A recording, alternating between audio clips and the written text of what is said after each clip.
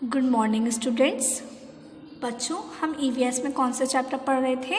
Chapter 20, है ना। तो मैंने आपको चैप्टर 20 पूरा अच्छे से पढ़ा दिया था। आज हम उसको एक बार समराइज करते हैं और आफ्टर देन मैं आपको उसकी एक्सरसाइजेस करवाऊंगी। ओके, चलिए स्टार्ट करते हैं बच्चों। देखिए, for travelling by public transport we have to buy tickets. देखिए, जब हम पब्लिक ट्रांसपोर्ट से ट्रैवल करते हैं, पब्लिक ट्रांसपोर्ट कौन से हो गए आपके? बस है, ट्रेन है, हेलीकॉप्टर है। तो जब आप इनसे ट्रैवल करते हैं तो इनसे ट्रैवल करने के लिए आपको टिकट खरीदने की ज़रूरत होती है। सभी को पता है टिकट खरीदनी पड़ती है। लेकिन जब हम प्राइवेट मीन्स ऑफ ट्रांसपोर्ट का यूज़ करते हैं, प्राइवेट जो हमारे खुद के हैं, जैसे कार, स्कूटी, स्कूटर, बाइक, ये हमारी खुद की है ना, ये हम खुद यूज़ करते हैं, इनके लिए हमें कोई भी टिकट खरीदने की ज़रूरत नहीं होती है। लेकिन जब हम पब्लिक मीन्स ऑफ ट्रांसपोर्ट का यूज़ करते हैं, उनसे ट्रैवल करते हैं, तो इसके लिए हमें टिकट खरीदने की ज़रूरत होती है। The Indian currency consist of coins and notes. अब जो हमारी भारत की करेंसी है वो, उसमें क्या होते हैं, बहुत सारे सिक्के होते हैं।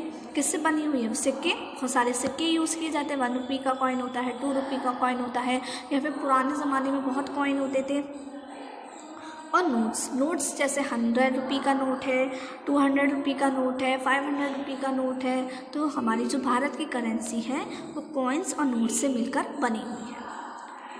E ticketing. बच्चों, ई टिकटिंग क्या होता है? ई टिकटिंग मतलब होता है जब हम ऑनलाइन टिकट्स को ख़रीदते हैं। अब बहुत सारी ऐसी वेबसाइट्स आ चुकी हैं जिससे अब हम टिकट के लिए हमें रेलवे स्टेशन नहीं जाना पड़ता, हम ऑनलाइन टिकट खरीद सकते हैं।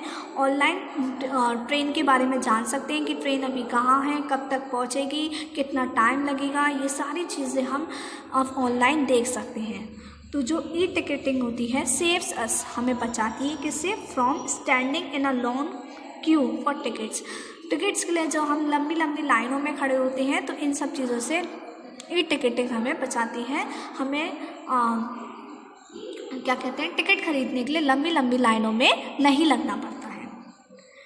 एयर ट्रैवल, हवा से यात्रा करना, is an expensive means of travel. सबसे महंगा हम कह सकते हैं, यातायात का सबसे महंगा साधन हवा से ट्रैवल करना ही है। एरोप्लेन की जो टिकट्स होती है वो बहुत महंगी होती हैं, बहुत महंगी होती हैं। तो सबसे महंगा अगर हम यातायात का साधन कहेंगे तो वो एयर ट्रैवल ही है। ओके, तो ये सारी बातें हमने इस चैप्टर में पढ़ी। चलिए अब हम इसकी एक्सरसाइजेस करते हैं। चलिए, अब तो जो बच्चों फर्स्ट एक्सरसाइज है वो है MCQs। क्या है first exercise? MCQs। Tick the correct option. आपको सही ऑप्शन क्या करना है? टिक करना है। Coins are made up of. Coins जो सिक्के होते हैं वो बच्चों किससे बने होते हैं? वुड, लकड़ी से, पेपर से, या मेटल से? किससे बने होते हैं? मेटल से। Very good. जो कॉइन्स बने होते हैं वो किससे बने हुए होते हैं बच्चों? मेटल से। और जो हम नोट कह सकते हैं, नोट किससे बने होते हैं? पेपर से।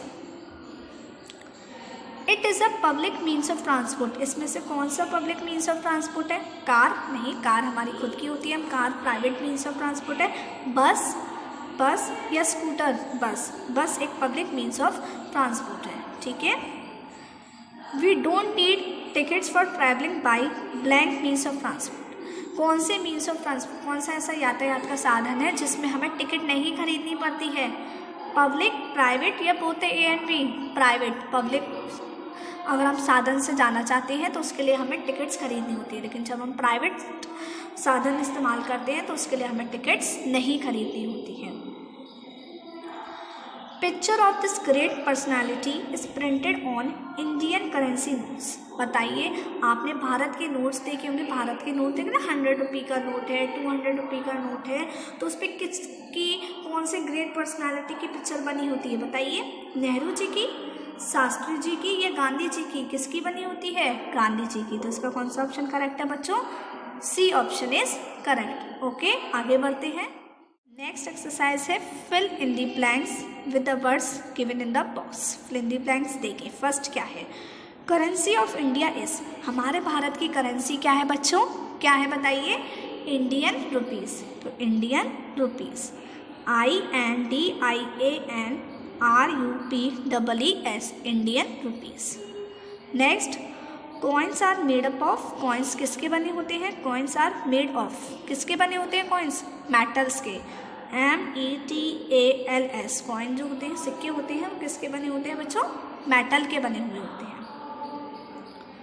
धातु के बने हुए होते हैं। Next, vehicles like car, scooter, motorcycle which are owned by us. मतलब ऐसे व्हीकल्स जो किसके द्वारा, मतलब जिनके मालिक कौन होते हैं? हम होते हैं। कार है, स्कूटर है, मोटरसाइकिल है, आर कॉल्ड, उन्हें हम क्या कहते हैं बच्चों?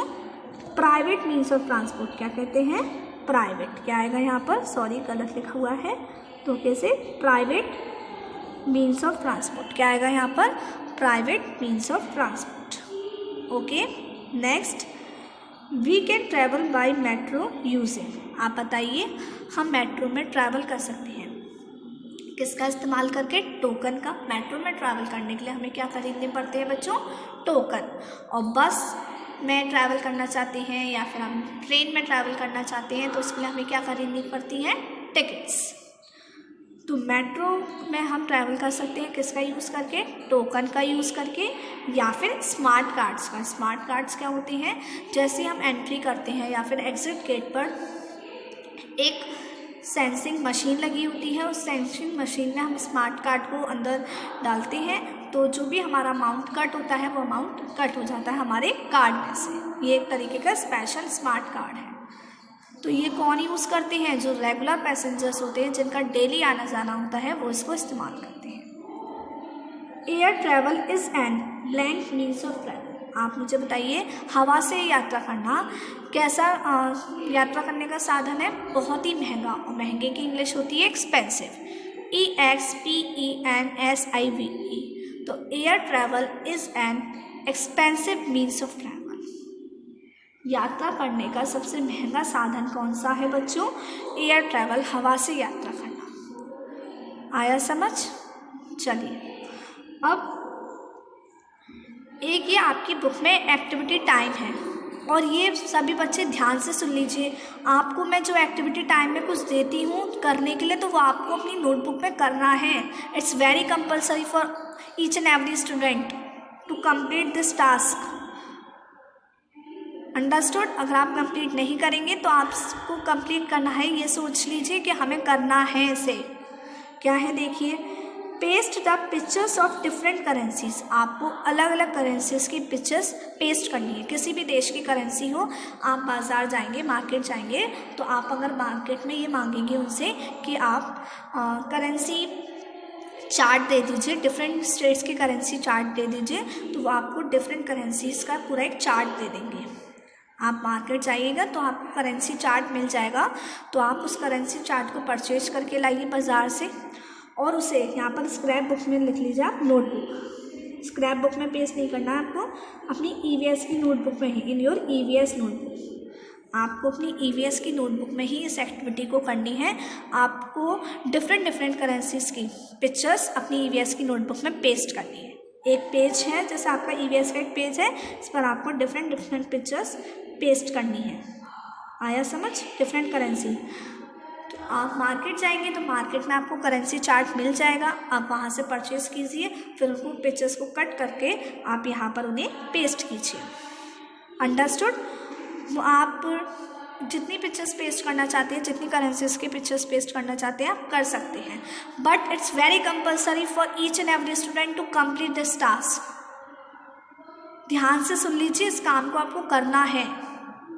ओके, तो आज आपको होमवर्क में MCQs, fill in the blanks and this activity आया समझ? तो ये चैप्टर आपका कंप्लीट होता है, और अब हम इसके नेक्स्ट क्लास में क्वेश्चन आंसर्स लर्न करेंगे and just word meanings learn करेंगे। तो अब मैं आपको नेक्स्ट क्लास में मिलती हूँ बच्चों। Bye bye, take care.